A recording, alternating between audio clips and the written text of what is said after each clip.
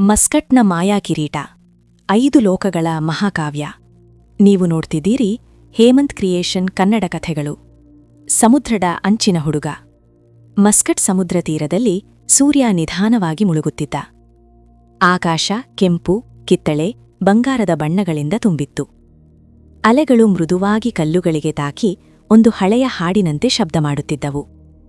ಅದೇ ಸಮಯದಲ್ಲಿ ಒಬ್ಬ ಹುಡುಗ ಒಬ್ಬನೇ ನಿಂತಿದ್ದ. ಅವನ ಹೆಸರು ಆಯಾನ್. ಅವನ ವಯಸ್ಸು ಕೇವಲ 16. ಆದರೆ ಅವನ ಕಣ್ಣುಗಳಲ್ಲಿ ಮಕ್ಕಳ ನಿರ್ದೋಷಿತ್ವಕ್ಕಿಂತ ಹೆಚ್ಚು ಪ್ರಶ್ನೆಗಳಿದ್ದವು. ಅವನು ಸಮುದ್ರವನ್ನು ನೋಡುತ್ತಾ ಮನಸ್ಸಿನಲ್ಲಿ ಕೇಳುತ್ತಿದ್ದ, ನನ್ನ ಜೀವನ ಇಷ್ಟೇನಾ? ಈ ಅಲೆಗಳಂತೆ ಬಂದೂ ಹೋಗುತ್ತಾ? ಅವನ ತಂದೆ ಹಡಗು ಚಾಲಕ, ತಾಯಿ ಶಾಲಾ ಶಿಕ್ಷಕಿ. ಅವರು ಅವನಿಗೆ ಉತ್ತಮ ಜೀವನ ಕೊಡಲು ಹೋರಾಡಿದ್ದರು. ಆದರೆ ಆಯಾನ್ಗೆ ಹಣಕ್ಕಿಂತ ದೊಡ್ಡ ಹಸಿವು ಇತ್ತು, ಅರ್ಥ ಹುಡುಕುವ ಹಸಿವು. ಆ ದಿನ ಅವನಿಗೆ ಗೊತ್ತಿರಲಿಲ್ಲ, ಅದೇ ದಿನ ಅವನ ಜೀವನ ಮುರಿದು ಮತ್ತೆ ರೂಪುಗೊಳ್ಳಲಿದೆ ಎಂದು. ಆ ರಾತ್ರಿ ಗಾಳಿ ವಿಚಿತ್ರವಾಗಿ ಬೀಸುತ್ತಿತ್ತು. ಕಿಟಕಿಯ ಪರ್ದೆಗಳು ಕಂಪಿಸುತ್ತಿದ್ದವು. ಚಂದ್ರ ಮಬ್ಬಾಗಿ ಕಾಣುತ್ತಿದ್ದ. ಆಯಾನ್ ನಿದ್ರೆಗೆ ಜಾರಿದನು. ಮತ್ತು ತಕ್ಷಣವೇ ಅವನು ಇನ್ನೊಂದು ಲೋಕದಲ್ಲಿ ನಿಂತಿದ್ದ. ಅಲ್ಲಿ ಎಲ್ಲವೂ ಕತ್ತಲೆ. ಆಕಾಶದಲ್ಲಿ ಒಂದು ವಸ್ತು ಮಾತ್ರ ಹೊಳೆಯುತ್ತಿತ್ತು. ಅದು ಒಂದು ಚಿನ್ನದ ಕಿರೀಟ. ಆದರೆ ಅದು ಬೆಳಕಿನಿಂದಲ್ಲ, ಬೆಂಕಿಯಿಂದ ಹೊಳೆಯುತ್ತಿತ್ತು. ಅದರಿಂದ ಉಷ್ಣತೆ ಹರಡುತ್ತಿತ್ತು. ಆಯಾನ್ ನಿಧಾನವಾಗಿ ಹತ್ತಿರ ಹೋದ. ಅಷ್ಟರಲ್ಲಿ ಅವನ ಹಿಂದೆ ಒಂದು ನೆರಳು ಚಲಿಸಿತು. ಒಂದು ಧ್ವನಿ ಗುಡುಗಿತು, ಕಿರೀಟವನ್ನು ಹುಡುಕು, ಆದರೆ ಸತ್ಯವನ್ನು ಮರೆತರೆ ನೀನು ನಾಶವಾಗುವೆ. ಆಯಾನ್ ತಿರುಗಿ ನೋಡಿದನು. ಅಲ್ಲಿ ಯಾರೂ ಇರಲಿಲ್ಲ, ಕೇವಲ ಅವನದೇ ನೆರಳು. ಆದರೆ ಅದು ಅವನಿಗಿಂತ ಭಿನ್ನವಾಗಿತ್ತು. ಅವನು ಕಿರುಚಿದನು, ಯಾರು ನೀನು? ಕ್ಷಣ ಮಾತ್ರದಲ್ಲಿ ಅವನು ಎಚ್ಚರಗೊಂಡನು. ಅವನು ತನ್ನ ಎದೆ ಹಿಡಿದು ಕುಳಿತನು. ಇದು ಕನಸಲ್ಲ, ಇದು ಎಚ್ಚರಿಕೆ ಎಂದು ಅವನ ಮನಸ್ಸು ಹೇಳುತ್ತಿತ್ತು. ಮುಂದಿನ ದಿನ ಆಯಾನ್ ಶಾಲೆಗೆ ಹೋಗಲಿಲ್ಲ. ಅವನ ಮನಸ್ಸು ಅಸ್ಥಿರವಾಗಿತ್ತು. ಕಿರೀಟ, ನೆರಳು, ಧ್ವನಿ ಅವು ಅವನನ್ನು ಬಿಡುತ್ತಿರಲಿಲ್ಲ. ಅವನು ನೇರವಾಗಿ ಪರ್ವತದ ದಾರಿಯತ್ತ ನಡೆದನು. ಮಸ್ಕಟ್ನ ಹಿಂದೆ ಇರುವ ಹಳೆಯ ಬೆಟ್ಟಗಳು. ಅಲ್ಲಿ ಯಾರೂ ಹೆಚ್ಚು ಹೋಗುವುದಿಲ್ಲ. ಗಾಳಿ ತಣ್ಣಗೆ ಬೀಸುತ್ತಿತ್ತು. ಮರಗಳು ವಿಚಿತ್ರ ಶಬ್ದ ಮಾಡುತ್ತಿದ್ದವು. ಆಯಾನ್ ಹೃದಯದಲ್ಲಿ ಭಯವಿದ್ದರೂ ಮುಂದುವರಿದ. ನಾನು ಓಡಬಾರದು, ನಾನು ತಿಳಿಯಬೇಕು. ಹಠಾತ್ ಒಂದು ಬಂಡೆಯ ಹಿಂದೆ ಒಂದು ಸಣ್ಣ ಗುಹೆ ಕಂಡಿತು. ಅದರ ಒಳಗಿನಿಂದ ಮೃದುವಾದ ನೀಲಿ ಬೆಳಕು ಹೊರಬರುತ್ತಿತ್ತು. ಆಯಾನ್ ಉಸಿರು ಹಿಡಿದುಕೊಂಡನು. ಅವನು ನಿಧಾನವಾಗಿ ಒಳಗೆ ಕಾಲಿಟ್ಟನು. ಗುಹೆಯೊಳಗೆ ಕಾಲಿಟ್ಟ ಕ್ಷಣದಲ್ಲಿ ಆಯಾನ್ಗೆ ತಣ್ಣನೆಯ ಅನುಭವವಾಯಿತು. ಗಾಳಿಯಿಲ್ಲದ ಜಾಗದಲ್ಲೂ ಅವನ ದೇಹ ನಡುಗುತ್ತಿತ್ತು. ಗೋಡೆಗಳ ಮೇಲೆ ಹಳೆಯ ಚಿಹ್ನೆಗಳು ಕೆತ್ತಲಾಗಿದ್ದವು. ಅವು ಯಾವುದೋ ಭಾಷೆಯಲ್ಲಿ, ಆದರೆ ಅವನ ಮನಸ್ಸಿಗೆ ಅರ್ಥವಾಗುವಂತೆ ಕಾಣುತ್ತಿದ್ದವು. ಅವನು ನಿಧಾನವಾಗಿ ಮುಂದೆ ನಡೆದನು. ಪ್ರತಿ ಹೆಜ್ಜೆಯೂ ಅವನ ಹೃದಯದ ತಾಳಕ್ಕೆ. ಹಠಾತ್ ಒಂದು ವಿಶಾಲ ಕೋಣೆ, ಮಧ್ಯದಲ್ಲಿ ಕಲ್ಲಿನ ವೇದಿಕೆ, ಅದರ ಮೇಲೆ ಒಂದು ಮರದ ಪೆಟ್ಟಿಗೆ, ಆದರೆ ಅದರಿಂದ ಹೊಳೆಯುವ ಬೆಳಕು. ಆಯಾನ್ ಕೈ ನಡುಗುತ್ತಿತ್ತು. ಆದರೂ ಅವನು ಪೆಟ್ಟಿಗೆಯನ್ನು ತೆರೆದನು. ಪೆಟ್ಟಿಗೆ ತೆರೆದ ಕ್ಷಣದಲ್ಲಿ ಮೃದುವಾದ ಬೆಳಕು ಸುತ್ತಮುತ್ತ ಹರಡಿತು. ಆಯಾನ್ ಕಣ್ಣು ಮಿಟುಕಿಸಿದನು. ಒಳಗೆ ಇದ್ದವು 3 ವಸ್ತುಗಳು. ಒಂದು ಹಳೆಯ ನಕ್ಷೆ, ಒಂದು ಬೆಳ್ಳಿ ದಂಡ, ಒಂದು ಪತ್ರ. ಅವನು ಮೊದಲು ಪತ್ರ ತೆಗೆದನು. ಅದರ ಮೇಲೆ ಬರೆಯಲಾಗಿತ್ತು, ನೀನು ಇಲ್ಲಿಗೆ ಬಂದಿದ್ದೀಯಂದರೆ ನೀನು ಆಯ್ಕೆಯಾದವನು. ಆದರೆ ಆಯ್ಕೆ ನಿನ್ನದು. ಮುಂದೆ 3 ಪರೀಕ್ಷೆಗಳು ನಿನ್ನ ಶಕ್ತಿಯನ್ನು ಪರೀಕ್ಷಿಸುವುದಿಲ್ಲ, ನಿನ್ನ ಆತ್ಮವನ್ನು ಪರೀಕ್ಷಿಸುತ್ತವೆ. ಅವನು ನಕ್ಷೆಯನ್ನು ತೆರೆದನು. ಅದು ಜೀವಂತವಾಗಿರುವಂತೆ ಕಂಪಿಸಿತು. ರೇಖೆಗಳು ಚಲಿಸಿದವು.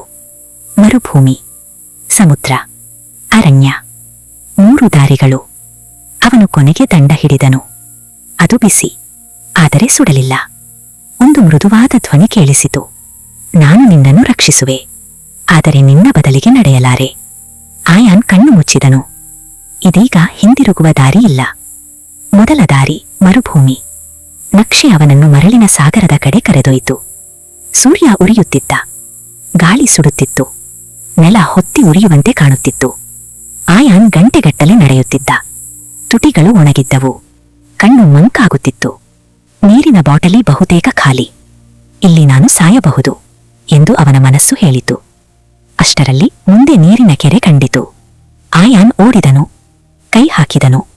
ಅದು ಕೇವಲ ಮರಳು, ಅದು ಮಾಯಾಜಾಲ. ಅವನು ನೆಲಕ್ಕೆ ಕುಸಿದನು.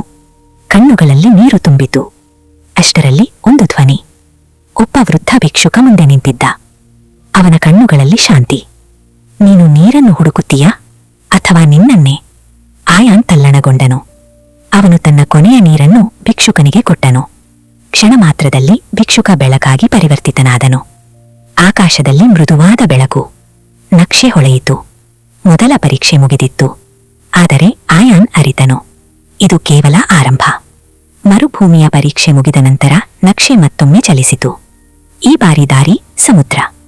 ಆಯಾನ್ ಸಮುದ್ರ ತೀರ ತಲುಪಿದಾಗ ಸಂಜೆಯ ಕತ್ತಲೆ ಆವರಿಸುತ್ತಿತ್ತು. ಅಲೆಗಳು ಆಕ್ರೋಶದಿಂದ ಅಪ್ಪಳಿಸುತ್ತಿದ್ದವು. ಗಾಳಿ ಗರ್ಜಿಸುತ್ತಿತ್ತು. ಮುಂದೆ ಒಂದು ಹಳೆಯ ದೋಣಿ ಕಾಣಿಸಿತು. ಆಯಾನ್ ಸಮುದ್ರಕ್ಕೆ ಇಳಿದನು. ಮೊದಲಿಗೆ ಎಲ್ಲವೂ ಶಾಂತ.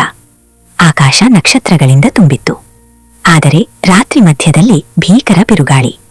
ದೋಣಿ ಅಲುಗಾಡಿತು. ನೀರು ಒಳಗೆ ಬರುತ್ತಿತ್ತು. ಆಯಾನ್ ಕಿರುಚಿದನು, ದೇವರೇ ಕಾಪಾಡು. ಅಷ್ಟರಲ್ಲಿ ಅಲೆಗಳ ನಡುವೆ ಒಂದು ಹುಡುಗಿ ಕಾಣಿಸಿದಳು. ಅವಳು ಕೈ ಬೀಸುತ್ತಿದ್ದಳು. ಆಯಾನ್ ಯೋಚಿಸಲಿಲ್ಲ. ಅವನು ನೀರಿಗೆ ಜಿಗಿದನು. ಅವಳನ್ನು ಹಿಡಿದುಕೊಂಡನು. ಕಷ್ಟಪಟ್ಟು ದೋಣಿಗೆ ಎಳೆದನು. ಆದರೆ ತೀರ ತಲುಪಿದಾಗ ಅವಳು ನಗುತ್ತಿದ್ದಳು. ಕಣ್ಣುಗಳಲ್ಲಿ ಕತ್ತಲೆ. ನೀನು ತುಂಬಾ ಬೇಗ ನಂಬುತ್ತೀಯಾ ಎಂದು ಹೇಳಿ ಕಪ್ಪು ಹೊಗೆಯಾಗಿ ಮಾಯವಾಯಿತು. ಆಯಾನ್ ಕಲ್ಲಿನಂತೆ ನಿಂತನು. ಅದು ಮೋಸ. ದಂಡ ಮೃದುವಾಗಿ ಹೊಳೆಯಿತು. ಎಲ್ಲರೂ ಶತ್ರುವಲ್ಲ, ಎಲ್ಲರೂ ಸ್ನೇಹಿತರೂ ಅಲ್ಲ. ಮುಂದಿನ ದಾರಿ ಅರಣ್ಯ.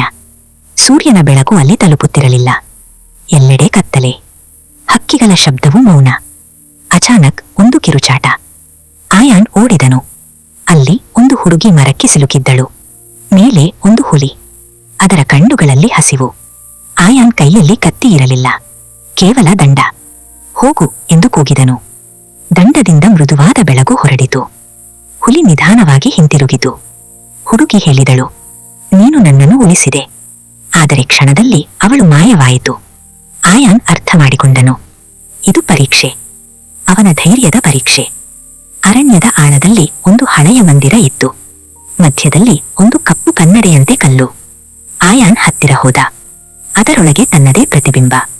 ಪ್ರತಿಬಿಂಬ ಗರ್ಜಿಸಿತು, ಸುಳ್ಳು ಹೇಳಬೇಡ, ನಿನಗೂ ಶಕ್ತಿ ಬೇಕು. ಆಯಾನ್ ಕಣ್ಣು ಮುಚ್ಚಿದನು. ನನಗೆ ಶಕ್ತಿ ಬೇಕಿಲ್ಲ, ನನಗೆ ಸತ್ಯ ಬೇಕು. ಕನ್ನಡಿ ಚೂರು ಚೂರಾಯಿತು. ಕತ್ತಲೆ ಮಾಯವಾಯಿತು. ನಕ್ಷೆ ಹೊಳೆಯಿತು. 3 ಪರೀಕ್ಷೆಗಳು ಮುಗಿದಿದ್ದವು. ಆದರೆ ನಿಜವಾದ ಯುದ್ಧ ಈಗಲೇ ಆರಂಭವಾಗುತ್ತಿತ್ತು. ಆಯಾನ್ ಕಾಡಿನಿಂದ ಹೊರಬಂದನು. ಮುಂದೆ ತನ್ನ ಹಳ್ಳಿ. ಆದರೆ ಆಕಾಶ ಕೆಂಪಾಗಿತ್ತು. ಹೊಗೆ ಏರುತ್ತಿತ್ತು. ಬೆಂಕಿ, ಕಿರುಚಾಟ. ಮುಂದೆ ಏನಾಗತ್ತೆ? ಹಳ್ಳಿ ಸುಟ್ಟೋಗಿತಾ? ಹೊಸ ಶತ್ರು ಯಾರು? ಧೀಕಾರ. ನೆಕ್ಸ್ಟ್ ಎಪಿಸೋಡ್ನಲ್ಲಿ ಯುದ್ಧ ಸನ್ನಿವೇಶಗಳೊಂದಿಗೆ ಮತ್ತೆ ಭೇಟಿಯಾಗೋಣ. ಕಥೆ ನಿಮಗೆ ಇಷ್ಟ ಆಯ್ತಾ? ಪ್ಲೀಸ್ ಲೈಕ್ ಮಾಡಿ, ಸಬ್ಸ್ಕ್ರೈಬ್ ಮಾಡಿ, ಶೇರ್ ಮಾಡಿ. ಧನ್ಯವಾದಗಳು.